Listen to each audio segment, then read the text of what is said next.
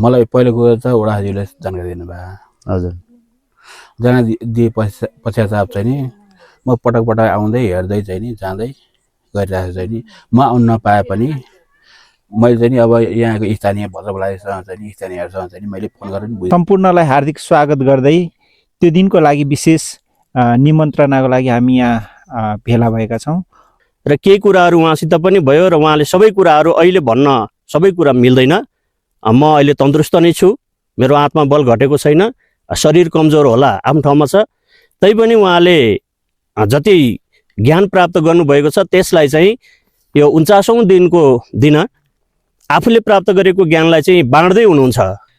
उहाँ ध्यान बस्नु भएपछि एक खालको चाहिँ वातावरण बनाएर एउटा समिति बनाएर उहाँलाई दैनिक रातको बेलामा सुरक्षा दिने काम गरिराख्नु भएको छ। उहाँहरूलाई 5 नम्बर वडाको तर्फबाट धेरै धेरै धन्यवाद भन्न चाहन्छु। सम्पूर्णमा नमस्कार, म सुभाष जिम्बा। अहिले हामी यसै महाभारत गाउँपालिका वडा नम्बर 5 स्थित दुच्छे डाँडा निवासी उदय लामा जुगो निर्हात 49 दिने ध्यान अथवा आध्यात्मिक तपस्याको स्थानमा छौँ।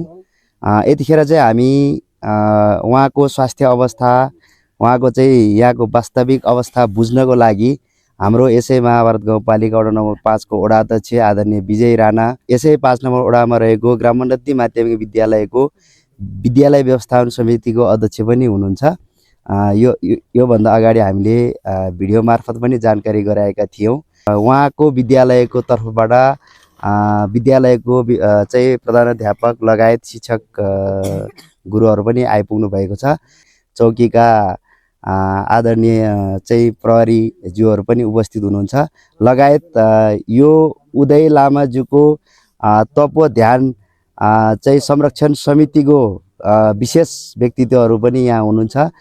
यसै सन्दर्भमा हामीले उहाँहरूकोले चाहिँ आज अवलोकन गरेको विषयमा र उहाँले ध्यान सम्पन्न गरेर यही माघको 13 गतेको दिन उहाँले जुन प्रवचन तथा वाङ कार्यक्रम राख्दै हुनुहुन्छ, यसै सन्दर्भमा हामीले उहाँहरूको सरहरूको चाहिँ हामीले थोरै आफ्नो मन्तव्यहरू, थोरै कुराहरू पनि हामीले लिने प्रयत्न गरेका छौँ। हुन्छ, नमस्कार। म ग्रामोन्नति माध्यमिक विद्यालय महाभारत 5 काभ्रेपलाञ्चोकको रामबहादुर वाइबा। वास्तवमा चाहिँ आज हामी यहाँ किन भेला भइरहेका छौँ भने हाम्रो विद्यालयको विद्यालय व्यवस्थापन अध्यक्ष श्री उदय लामाले चाहिँ विगत दिनहरूदेखि अर्थात् मङ्सिर 23 2082 देखि निराहार रूपमा एकदम व्रत बसेर ध्यान गरिराख्नु भएको अवस्थामा चाहिँ अब उहाँको 49 दिनको कार्यक्रम चाहिँ यो ध्यान कार्यक्रम चाहिँ लगभग यही आउने माघ महिनाको 13 गते मङ्गलबारको दिन सुसम्पन्न हुने हुँदाखेरि उक्त दिन उहाँले एक खालको उहाँले प्राप्त गर्नुभएको ज्ञान हामी माझ बाँड्ने हुँदा त्यो दिन सम्पूर्णलाई हार्दिक स्वागत गर्दै त्यो दिनको लागि विशेष निमन्त्रणाको लागि हामी यहाँ भेला भएका छौँ। यसको अलावा मैले उहाँले ध्यान गर्दै गर्दाखेरि त्योभन्दा पहिलाको कुराहरूलाई पनि अलिकति दोहोऱ्याउन चाहे। वास्तवमा उदय लामा एक भद्र व्यक्तित्व मलाई थाहा छ। हामी पहिला पढ्दै गर्दाखेरि पनि विद्यालयमा पनि सानैदेखि एक खालको प्रकृतिप्रति प्रेम गर्ने खालको मान्छे, एकदम बोली वचनदेखि लिएर उहाँको हावभाव व्यवहारहरू एकदमै नम्र खालको भद्र स्वभावको व्यक्तित्व र पछिल्लो समयमा उहाँको चाहिँ एकदमै प्रकृतिसँग एकदम फोर्स गर्ने, प्रकृतिसँग सम्बन्ध कसरी छ त, प्रकृतिको नियम के छ, प्रकृतिको नियमलाई कसरी चाहिँ हामीले हाम्रो व्यवहारिक जीवनमा लिन सक्छ र त्यहाँबाट शक्ति कसरी प्राप्त गर्न सक्छ भन्ने कुरामा उहाँको एकदमै खोज, अनुसन्धान, ध्यान, तपस्या भएको कुराहरू पाउँछौँ। र बिचमा यो 49 दिनको निराहार ध्यानभन्दा अगाडि पनि उहाँ पटक पटक विविध ठाउँहरूमा जस्तै हामीले थाहा गर्न सक्छौँ। म पनि एकचोटि सँगै गएको थियो उहाँसँगै फर्पिङको चाहिँ गुफामा बसेर 5-7 दिनको ध्यानहरू गर्ने, पशुपतिको जङ्गलहरूमा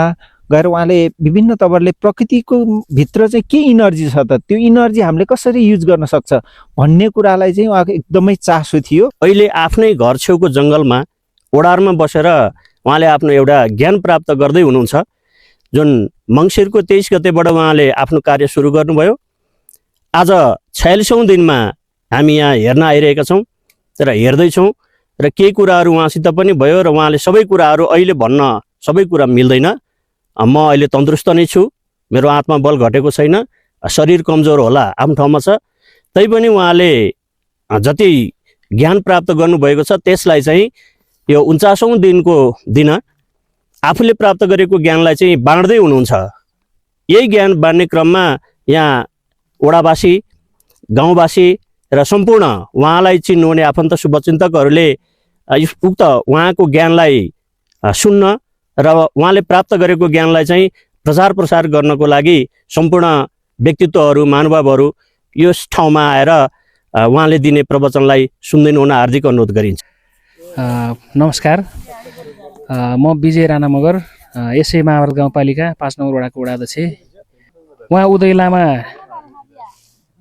निवास वरिपरिका सम्पूर्ण टोल बस्तीका आदरणीय आमा बुवा, दाजुभाइ, दिदीबहिनीहरू, साथीहरूले चाहिँ एक खालको उहाँ ध्यान बस्नु भएपछि एक खालको चाहिँ वातावरण बनाएर एउटा समिति बनाएर उहाँलाई दैनिक रातको बेलामा सुरक्षा दिने काम गरिराख्नु भएको छ। उहाँहरूलाई 5 नम्बर वडाको तर्फबाट धेरै धेरै धन्यवाद भन्न चाहन्छु। त्यसै गरी सुरक्षा निकायबाट पनि फोक्सिन्टार प्रहरी चौकीबाट टाइममा चाहिँ उहाँको निगरानी गरिराख्नु भएको छ।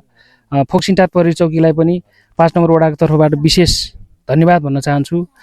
उहाँको यही माघको 13 गते उहाँको चाहिँ ध्यानको समय सीमा सकिनेछ। उहाँले चाहिँ गुफाबाट चाहिँ निस्किसकेपछि उहाँले चाहिँ एक खालको वाङ अथवा आशीर्वाद दिने भनेर वचन व्यक्त गर्नुभएको छ।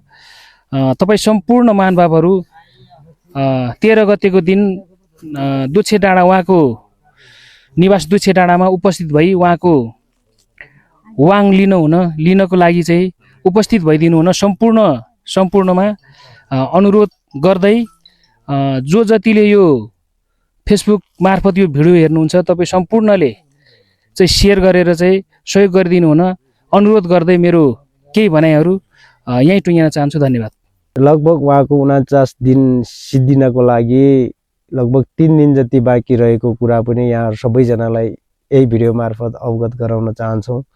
र साथमा उहाँको 49 दिन पछाडिको दिनमा अर्थात् यही माघको 13 गते उहाँ निस्किँदै हुनुहुन्छ। निस्किसकेपछि उहाँले दिनुहुने वाङ प्रवचन कार्यक्रममा यहाँहरू शुभचिन्तक, आफन्त, इष्टमित्र र उहाँसँग सम्बन्धित हुने र उहाँको ज्ञान र हर चिजलाई बुझ्नको निमित्त इच्छुक रहनुहुने तपाईँ सम्पूर्ण महानुभावहरूमा यही आउँदो माघ 13 गते मङ्गलबारको दिन उपस्थित भई यहाँले प्रसाद ग्रहण गरिदिनु हुनको लागि हार्दिक विनम्र अनुरोध गर्दछौँ। धन्यवाद।